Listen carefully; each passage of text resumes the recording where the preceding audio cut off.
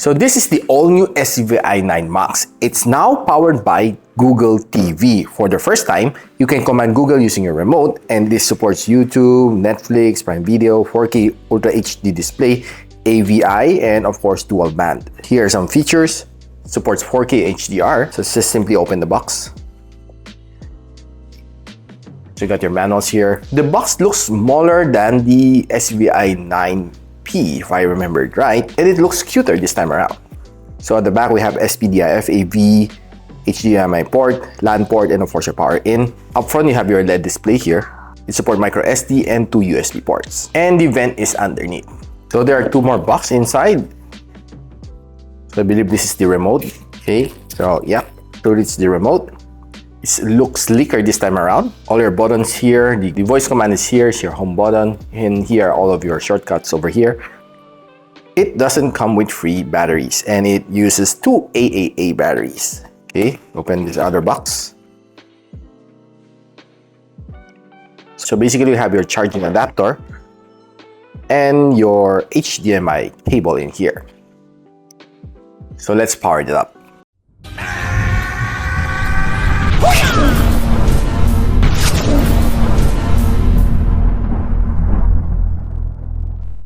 So if you have used the SVI Cloud in the past, you would find this one a little bit different this time around. You would see, pagpasok mo, it's more of Google na settings. This is probably one of the big improvement na ginawa dito sa SVI Cloud 9 Max. And of course, alam naman natin when it comes together with a Google Play na certificate, medyo mas mahal na siya kasi you need to pay for the license. So kalikutin muna natin everything na pwede natin makalikot dito sa SVI 9 Max. So dito sa ibabaw, you'll see Home, Apps, and Library, which is normally makita mo sa mga Google-powered Android TV. So makita natin some of the videos dito na featured sa Prime Videos. Then these are the apps na pre-installed. So it comes together with Netflix, YouTube, Disney+, Prime Videos, Apple TV, and the rest is here. Now, one of the things na probably hahanapin mo when you are a user ng SVI Cloud is this one, Yogurt TV, Cherry TV, and Yogurt Kids. Medyo madinibago ka lang ng kunti sa kanyang interface, but basically when you go inside Yogurt TV, it's the same. ORZ is kind of browser. So dito is mga previously na panood natin na TV, sa live TV. Then you have Apple TV, YouTube dito, which are yung mga naka-presets dito. Now, if you check dito naman sa apps, you'll see everything here. Okay?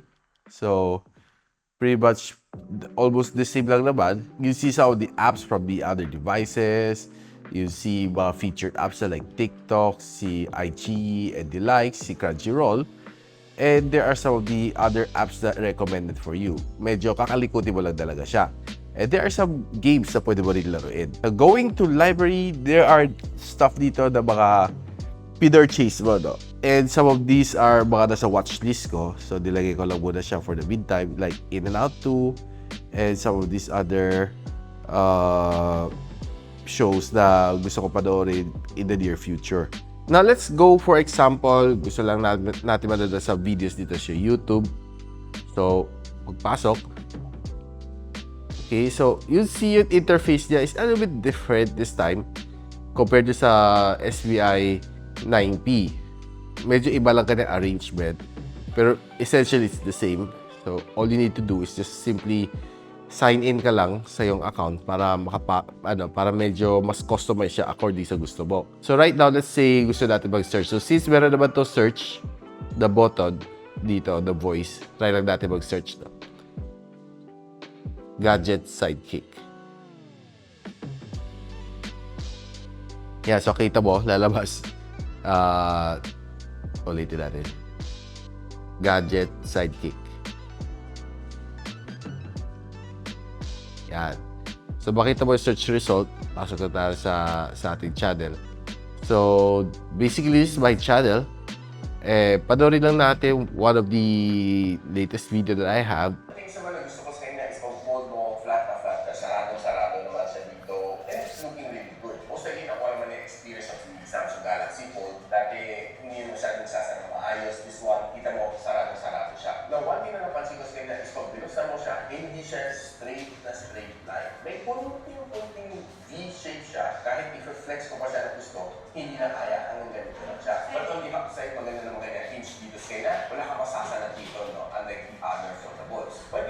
least dito is medyo visible pa siya, lalo kung medyo nailawan ng konti. Eh, medyo nasasalat ko pa siya, medyo malalim. Another thing sa bezel is talagang masasalat ko siya. Hindi siya flat na flat, no? Feel mo parang medyo may kunting umbok siya away from the screen. Talagang parang may border siya. But one thing na gusto ko sa inyo is maganda tayo ng camera dito. It looks really nice and good. Now, this phone is being protected by a glass back finish, aluminum side frames, and So you can see na napanood natin ang ating video in 4K format.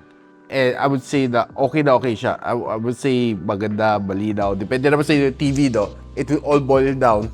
Depende sa what type of TV you have. Kung kaya na mag-support ng 4K o hindi. But this one, itong TV box ito, can support you up to 4K or I believe kahit up to 8K pa nga na resolution, kayang-kaya naman niya.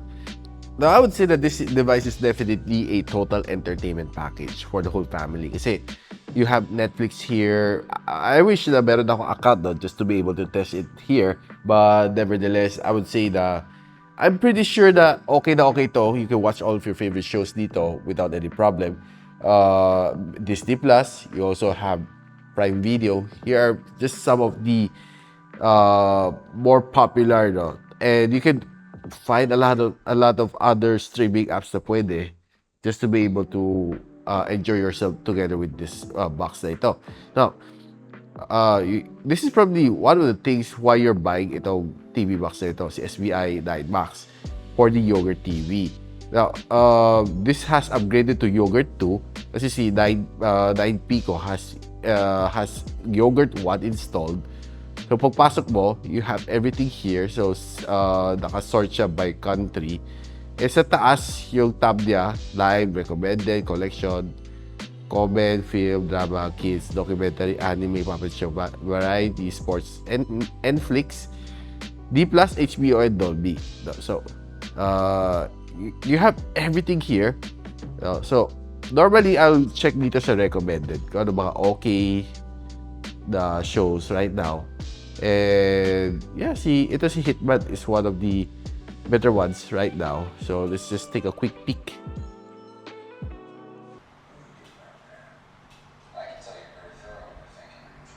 And marami pang iba mga videos na pinapanoorin like Godzilla vs. King Kong. And then dito rin the Garfield movie. And there's a lot of movies for yung mga teens, mga Korean novela dito. Magsasawaan mo talaga siya, no? Kasi ang dami mong videos na pwede mapanood dito sa TV box na ito, which probably is to my liking. Kaya I constantly buy myself a latest version ng SVI na TV box. It's because happy ang family ko, especially my kids.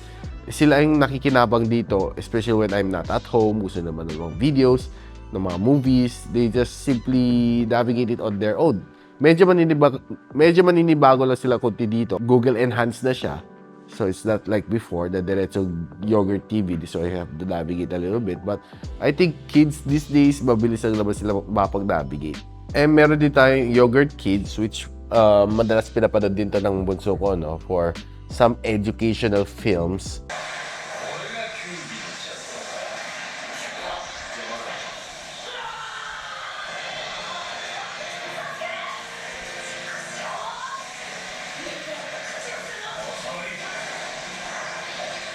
So yung napanood nyo kanina is just a simple playback from Animax. So mapapanood mo kung ano mga pinaplay sa Animax ng live dito.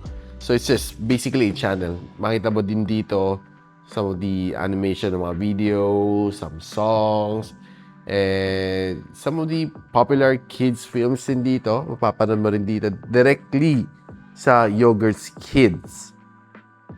Yan, more videos for you to enjoy sa mga kids natin, no? Yeah. So there you go.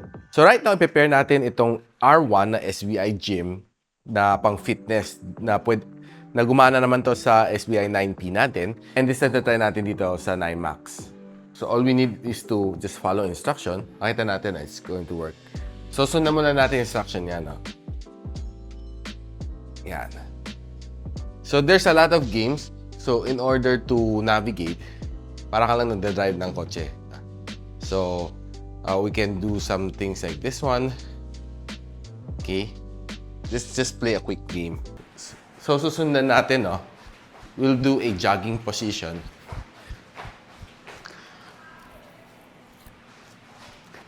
So we'll do a jogging position like this.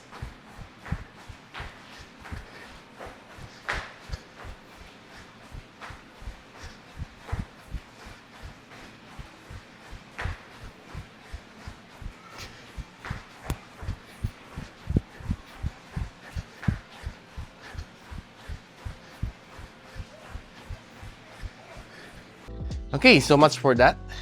And so you can do a lot of other sports workout mo dito. So yan guys, nakita na there's a lot of things na pwede mong gawin dito with the SVI gym. So not only these games, and I believe that in the future, there are going to be other games na pwede na ilaro din dito.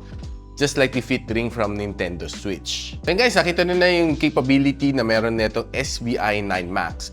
And I would say na it is a bit better compared to the 9P, but siguro medyo kailangan mo lang masanay. Mas simple talaga si 9P dahil wala siya mga Google stuff na ito. Given na pwede ka mag-install ng things from the Google, makes it a lot better for me, just personal opinion. Kasi you can search all of your favorite apps sa Google Play Store, so you can just simply download it and just plug it here. Depende sa mga gusto mo, which is a little bit of the limitation in 9P. So guys, kung gusto niyo malaman kung saan pwede mabili itong SVI Gym and si SVI 9 Max, click the link on the description box below. And if you like this video, don't forget to share to your friends. And it's up to this channel, it's definitely awesome. I'll see you in the next one. And so, ako para si Richmond, and you're watching Gadget Sidekick. What's up?